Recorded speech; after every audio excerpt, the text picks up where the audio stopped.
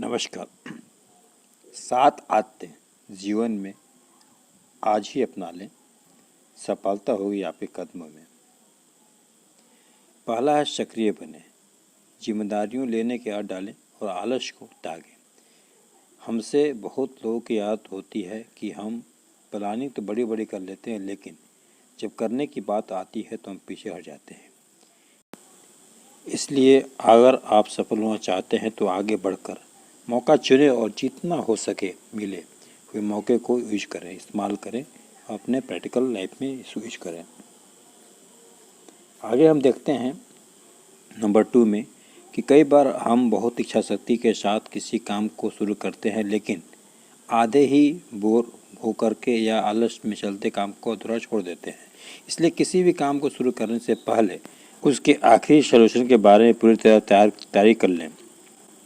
जब आप अपने पूरे काम को एक प्रोजेक्ट के रूप में देखेंगे जहां आप उसे पूरा करने तक छोड़ेंगे तो आप सफल जरूर होंगे। आगे देखेंगे नंबर 3 में कि प्राथमिकता तय करें। हम सभी के सामने एक समय बहुत से काम होते हैं। ये काम हमारी व्यक्तिगत जिंदगी और कामकाज दोनों जुड़े हो सकते हैं, लेकिन हमें खुद यह तय करना होगा किस काम को प्राथमिकता क्या है। जो काम पहले किया जाना चाहिए उसे प्राथमिकता दें। अगर कोई काम बाद में किया जा सकता है तो उसे रोक दें। ये आपको खुद ही तय करने होंगे, यानी कि ज़िंदगी में जो काम बहुत ज़रूरी है उसे आप पहले करें।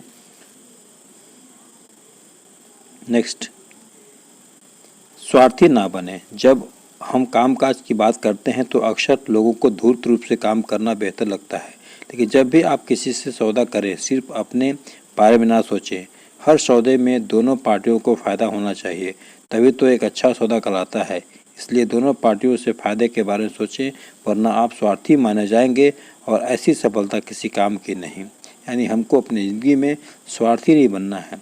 यदि आपने किसी का लेन देन किया है, कोई विचार आपस में शेयर किया है, तो मिलजुल करके उसको शेयर करना ही चाहिए। 5 नंबर देखिए, काम के चक्कर में खुद को ना भूलें। यह आजकल के कल्चर में समझना बहुत ज़रूरी है। लोगों का मानना होता है कि जो लोग 24 घंटे अपने काम को देते हैं वही सफल होते हैं, लेकिन यह पूरी तरह से गलत है। आपकी सफलता तभी मायने रखती है और अधिक समय तक चलती है जब आप अपने व्यक्तिगत जीवन को काम से अलग रखते हैं। यानी पर्सनल लाइफ को आपको अपने जीवन से अलग रखना पड़ेगा और काम के चक्कर में खुद को ना भूलें। यानी कि अपने आप पर भी ध्यान देना पड़ेगा, अपने शारीरिक से मानसिक पर भी ध्यान देना पड़ेगा। नंबर 6, पहले खुद समझें फिर दूसरों को समझाएं। हमें अक्सर लगता है कि हमें कोई समझ नहीं रहा है, लेकिन यह सोचने से पहले हमें अपने आसपास के माहौल और लोगों को समझाने की कोशिश करनी चाहिए। अगर कोई आपसे अपनी समस्या साझा कर रहा है तो उसे सुने, ना कि सीधे उसे समाधान बताने लगे।